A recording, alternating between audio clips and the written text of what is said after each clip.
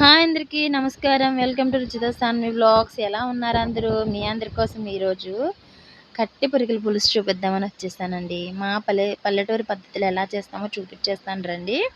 ఇదిగోండి, కడిగి పెట్టుకున్న కట్టె పురుగులు శుభ్రం చేసేసుకుని నీట్గా క్లీన్ చేసేసుకుని పసుపు ఉప్పుతో కడిగేసుకుని పెట్టుకున్నాను. దీనిలోకి ఒక పెద్ద ఉల్లిపాయని చిన్న చిన్న ముక్కలుగా కట్ చేసుకుని తీసుకున్నా. కొద్దిగా కొత్తిమీర, ఒక 4-5 పచ్చిమిరపకాయలు ఇలా చీరి పెట్టుకున్నాను.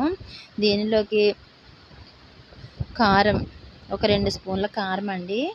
కారం ఎక్కువ తినేవాళ్ళు ఇంకా ఎక్కువ కూడా వేసుకోవచ్చు అనమాట, అది మీ ఇష్టం.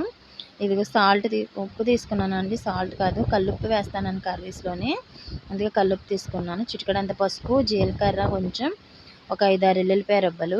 ఇప్పుడు చూడండి, కడిగి పెట్టుకున్న చేపల్లోకి కట్ చేసి పెట్టుకున్న ఉల్లిపాయలు, పచ్చిమిరపకాయ ముక్కలు వేసేసుకుంటున్నాను. ఏంటి ఉల్లిపాయ పచ్చిమిరపకాయ ముక్కలు ఇందులో వేసేస్తున్నారు అనుకుంటున్నారా ఏంటి? నేనైతే నూనెలో వేసి ఫ్రై చేయనండి. చేపల కూర ఇలా కలిపేసి పెట్టేసుకుంటాను. ఇది చాలా ఈజీగా ఉంటుంది, అలాగే టేస్ట్ కూడా చాలా బాగుంటుంది. చూడండి, కల్లుప్పు కూడా వేసేసుకున్నాను, అలాగే కారం కూడా వేసేసుకోవాలి. పసుపు, కారం, ఉప్పు, ఉల్లిపాయ, పచ్చిమిరపకాయలు ఈ చేపల్లో వేసేసుకొని కలిపేసుకోవాలి బాగా. చేపలకి ఉప్పు, కారం, పసుపు పట్టేలాగా బాగా కలుపుకున్న తర్వాత ఆయిల్ పోసుకోవాలి. ఇదిగోండి, కలిపేసుకుంటున్నాను. ఈ రకంగా కలుపుకున్న తర్వాత నూనె పోసుకోవాలి. కట్టె పురుగుల పులుసు మాత్రం చాలా బాగుంటుందండి. ఈ చేప చాలా టేస్ట్గా ఉంటుంది.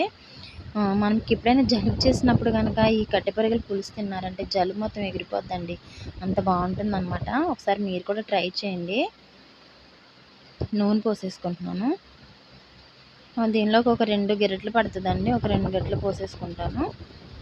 నూనె పోసుకున్న తర్వాత మరి ఒకసారి కలుపుకోవాలి. చాలామంది అది ఇది చెప్పి ఉల్లిపాయలు నూనెలో వేసి, చేపలు నూనెలో వేసి చేస్తారండి. నాకు ఎందుకు అలా నచ్చదు. మా అమ్మ ఎప్పుడు ఇలాగే చేస్తూ ఉంటారు, నాకు కూడా ఇది అలవాటు అయిందనమాట. ఇలా కలిపేసి పెట్టేసుకోవడం. ప్రాసెస్ చాలా ఈజీగా ఉంటుంది, తినడానికి కూడా చాలా టేస్టీగా ఉంటుంది, బాగుంటుంది అనమాట.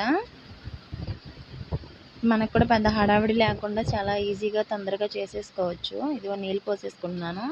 ఇప్పుడు ఇంకా ఒకసారి తిప్పేసుకుని స్టవ్ వెలిగించుకొని స్టవ్ పైన పెట్టేసుకోవడమే.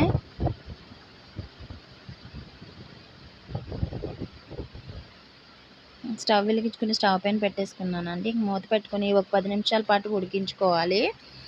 ఇది ఉడికేలోపు మనం చింతపండు తీసుకుందామండి. ఒక చిన్న నిమ్మకాయ సైజ్ అంత సరిపోతుంది. ఇందులోకి ఇలా కడిగేసుకుని నానబెట్టేసుకోవాలి. నానబెట్టుకుని చింతపండు నుంచి రసం తీసుకుని ఉంచుకోవాలి. ఒక 10 నిమిషాల పాటు ఉడికిన తర్వాత ఈ చింతపండు రసాన్ని కూరలో పోసేసుకుందాం.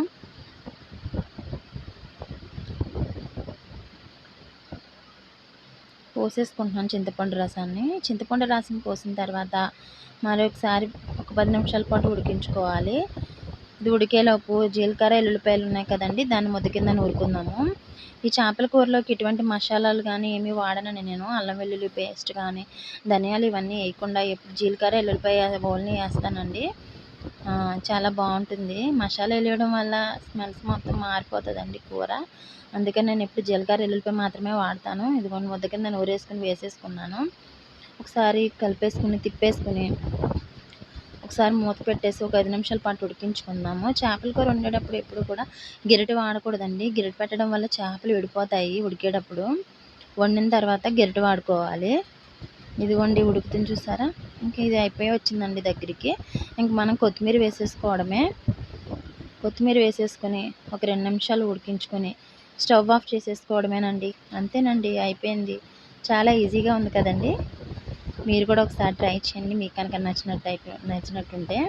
కట్టె పురుగులు దొరికితే మాత్రం ఎవరైనా సరే తప్పకుండా వండుకోండి, చాలా టేస్ట్గా ఉంటుంది.